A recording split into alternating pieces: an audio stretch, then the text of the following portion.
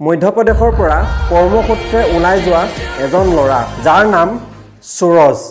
Recent டைம்ல நீங்க பாத்தீங்கன்னா நம்ம தமிழ்நாட்டில் இந்த போதை பொருட்களுடைய இந்த பயன்பாடு அதெல்லாம் முக்கியமா யங்ஸ்டர்ஸ் மத்தியில் ரொம்பவே அதிகம்। এই সুৰজ নামৰ ল'ৰাজনে কৰ্মসূত্ৰে ওলাই গৈছিল তামিলনাডুলৈ বুলি। যিকেইটা নৰপিশ আছে সুৰজ নামৰ ল'ৰাজনক ট্ৰেইনখনৰ ভিতৰত বহুত অত্যাচাৰ চলায়। তাৰপিছত সিহঁতৰ সীমানতে শান্ত নহয় তাক বাহিৰলৈ উলিয়াই নি এটা কোণত দাৰে হত্যা কৰাৰ আপ্ৰাণ চেষ্টা আৰু বহু জেগাত দাৰে তাক ঘপিওৱা হয়। ল'ৰাজন এতিয়া হস্পিটেলত আছে যদিও বাচিবনে নাই সেয়া হয়তো আমি গম নাপাওঁ। অসমৰ লাখ লাখ যুৱকে যিহেতুকে বাহিৰলৈ কাম কৰিবলৈ ওলাই আহে, তামিলনাডুৱে হওক বা বেংগলোৰে হওক আন আন বহিৰাজ্যত অসমৰ বিভিন্ন প্ৰান্তৰ পৰা বিভিন্ন যুৱক যুৱতীয়ে অসমৰ পৰা কাম বিচাৰি পেলাই বাহিৰলৈ ওলাই আহে। সঘনাই সংঘটিত হৈ আছে তামিলনাডুত এনে ঘটনা। আমাৰ অসমৰো বহুত যুৱকে প্ৰাণ হেৰুৱাইছে। আজি কেইদিনমানৰ আগতে এনেকুৱা কিছুমান বহুত কল ৰেকৰ্ডিং ভাইৰেল হয় যে মই আৰু নাবাচিম, মোক কেইজনমানে পিছা কৰিছে, মোক সিহঁতে মাৰি পেলাব, সিহঁতে মোক ক'বালৈ লৈ আহিছে। এনেকুৱা কিছুমান ভিডিঅ' আমাৰ ছ'চিয়েল মিডিয়াত আমি পাই আছোঁ, দেখি আছোঁ। অসমৰ বিভিন্ন জিলাৰ বিভিন্ন ল'ৰা হওক বা ছোৱালীয়ে হওক মৃত্যুমুখত পৰিছে। বিশেষকৈ বেছি মতা মানুহবিলাকক টাৰ্গেট কৰি আছে। বাহিৰলৈ যিবিলাক মানুহ কাম কৰিবৰ কাৰণে ওলাই আহিছে সিহঁতৰ গেঙত এনেকুৱা কিছুমান মানুহ আছে যে বাহিৰৰ পৰা কাম কৰিবলৈ ওলাই অহা মানুহক সিহঁতে টাৰ্গেট কৰি লয় আৰু সেই টাৰ্গেটৰ মতে সিহঁতে সেই মানুহজনক পিছা কৰে আৰু শেষত গৈ হত্যা কৰে। কিন্তু এই কাণ্ড কিহৰ কাৰণে কৰি আছে আমি বিশেষভাৱে নাজানো। হয়তো এনেকুৱাও হ'ব পাৰে তামিলনাডুত যিখিনি স্থায়ী বাসিন্দা আছে তেওঁলোকে বহিৰাগত মানুহে তাত গৈ কাম কৰাৰ কাৰণে তেওঁলোকৰ হয়তো কৰ্মৰ বাবে কিবা অসুবিধা হৈছে। সেইটো কাৰণে সিহঁতে ভাবিছে যে ইহঁতক আমি যদি দুই এটা কাটি মাৰি অকণমান হামলা এটা মাচাই দিওঁ তেতিয়াহ'লে বহু মানুহ খালী হৈ যাব আৰু আমি কাম পাম। এনেকুৱাও হ'ব পাৰে। বহিৰাগত মানুহে যিহেতুকে তামিলনাডুত ভৰি পৰিছে সেই গতিকে হয়তো সিহঁতৰ কামৰ কাৰণে কিছুমান সমস্যা হৈছে, সেই গতিকে হয়তো সিহঁতে মানুহ কমাব বিচাৰিছে। তাৰ কাৰণে হয়তো সিহঁতে কিছুমান এনেকুৱা পন্থা হাতত ল'ব পাৰে, নাইবা অন্য কিবাও হ'ব পাৰে। যিকেইটা ল'ৰাই এতিয়া সুৰজ নামৰ ল'ৰাজনক হত্যা কৰিছে, একদম সৰু সৰু ল'ৰা, পুলিচে ইতিমধ্যে সিহঁতক এৰেষ্ট কৰিছে।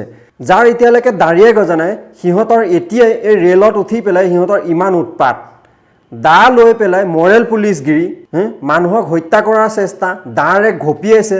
এজনে ভিডিঅ' কৰিছে, 2-3জনে দাৰে ঘপিয়াইছে। এইটো এটা কিমান ভয়ংকৰ কথা আপোনালোকে ভাবি চাওক। যিহেতুকে আমাৰ অসমৰো হাজাৰ হাজাৰ ল'ৰা ছোৱালী তামিলনাডুত গৈ পেলাই কাম কৰি আছে। আমাৰ অসমৰ মানুহৰ লগতো এনেকুৱা ঘটনা ঘটি আছে। আমাৰ অসমৰ কিমান ল'ৰাই প্ৰাণ হেৰুৱাইছে।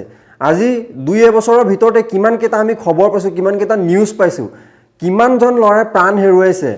কল ৰেকৰ্ডিং আমি শুনিব পাইছোঁ। এনেকুৱা ভিডিঅ' কিছুমান ভাইৰেল হৈছে যে আমাক কোনোবাই পিছা কৰি আছে, আমাক এতিয়া মাৰি পেলাব। ভাবি চাওক, আমাৰ অসমৰ পৰা বাহিৰত গৈ পেলাই কাম কৰাটো কিমান সুৰক্ষিত। আমি বিশেষকৈ আমি যদি এখন জেনেৰেল ট্ৰেইনত ট্ৰেভেল কৰোঁ তেতিয়াহ'লে সেই জেনেৰেল ট্ৰেইনখনত আমি কিমান সুৰক্ষিত। সেইটো কাৰণে মই আহ্বান জনাম আমাৰ অসমৰ বিভিন্ন প্ৰান্তত থকা যিখিনি কৰ্মসূত্ৰে বাহিৰলৈ ওলাই অহা তামিলনাডুৱে হওক বা বিশেষকৈ তামিলনাডুত বেছি এনেকুৱা ঘটনা সংঘটিত হৈছে। সেই গতিকে তামিলনাডুলৈ তোমালোকে যদি আহা, অসমত যোন জিলাৰ পৰাই নহওক, তোমালোকে আহোঁতে ট্ৰেইনত সদায় AC টিকেট কৰিবা, কনফাৰ্ম টিকেট লৈ পেলাই। জেনেৰেলত কেতিয়াও নাহিবা। জেনেৰেলতে সিহঁতে বেছিকৈ টাৰ্গেট কৰি আছে আৰু জেনেৰেলতে এনেকুৱা ঘটনা কিছুমান সংঘটিত হৈ আছে। জেনেৰেলত আহিব নালাগে, তাত বহুত প্ৰব্লেম হয়। তাৰপিছতে আৰু তোমালোকে অহা টাইমত যিমানখিনি মানুহ আহা গোটেইখিনি একেলগতে আহিবা। য'লৈ যোৱা একেলগত যাবা। ইজনে সিজনক এৰি থৈ পেলাই কেতিয়াও নাযাবা। আৰু অকলে ইহঁতে বেছিকৈ টাৰ্গেট কৰে। যোন অকলে আছে ইহঁতে চাই চিন্তি পেলাই এইটো কাম কৰে, নেভাবা নিচিন্তাকৈ নকৰে। এজন য'ত দেখিব সিহঁতে সেই এজনকে টাৰ্গেট কৰে। পিছত শেষত গৈ পেলাই নানান ধৰণৰ কিছুমান প্ৰলোভন লগাই, কিছুমান বুদ্ধিবোধা কৰি যেনেকৈ তেনেকৈ হ'লেও সিহঁতে জালত পেলাই লাষ্টত শেষত গৈ পেলাই মানুহজনক যেনেকৈ হ'লেও হত্যা কৰি মাৰি ক'ৰবাত পেলাই দিয়ে। এইটো ভয়ংকৰ খবৰ একদম। এতিয়া ৰিচেণ্টলি যিটো ঘটনা ঘটি গ'ল তামিলনাডুত, এই মধ্যপ্ৰদেশৰ সুৰজ নামৰ ল'ৰাজনক 3টাকৈ নৰপিশ আছে, টোটেল 4টা। সিহঁতে এজনে ভিডিঅ' কৰিছে, এজন হয়তো ৰখি আছে আৰু 2জনে দা লৈ পেলাই ঘপিয়াই গোটেই কাটি কুটি অৱস্থা নাই, বাচেনে নেবাচে সেইটো ভগৱানে জানিব। শেষত মই এটাই কথা ক'ম, তোমালোকে যদি অসমৰ পৰা তামিলনাডু আহা, এটা গ্ৰুপত আহিবা, গ্ৰুপটো ছিন্ন বিচ্ছিন্ন নহ'বা, গোটেইকেইজন একেলগে থাকিবা। অকলে আহিলে এই এনেকুৱা নৰপিশাচৰ হাতত বলি হ'ব লাগিব। গতিকে অকলে নাহিবা, ঘৰৰ পৰা আহোঁতেই হওক বা তামিলনাডুৰ পৰা ঘৰলৈ যাওঁতেই হওক, একদম সাৱধানে আৰু তামিলনাডু য'তে ত'তে ঘূৰি নুফুৰিবা। যিহেতুকে এনেকুৱা খবৰ আমি পাই আছোঁ, কিমান জেগা অনুসৰি এনেকুৱা কিছুমান ঘটনা ঘটি আছে, চব জেগাতে নহয়। জেগা অনুসৰি জেগা লৈ পেলাই সিহঁতে টাৰ্গেট কৰে। কিছুমান হয়তো চংচান জেগা হ'ব পাৰে বা এনেকুৱা নিজান জেগা, মানুহ চানুহ নাইকিয়া, এনেকুৱা জেগা লৈ পেলাই সিহঁতে টাৰ্গেট কৰিব পাৰে। আৰু এজন মানুহকে টাৰ্গেট কৰিব যিজন মানুহ অকলে যায়। সেই গতিকে গ্ৰুপত যাবা, গ্ৰুপ কেতিয়াও ভাঙি নিদিবা, ইজনে সিজনৰ খিয়াল ৰাখিবা, খবৰ ৰাখিবা, গোটেইকেইটা একেলগতে অহা যোৱা কৰিবা। তামিলনাডুলৈ আহোঁতে বিশেষকৈ তামিলনাডুত এনেকুৱা ঘটনা সংঘটিত হৈ আছে, আমি দেখি আছোঁ।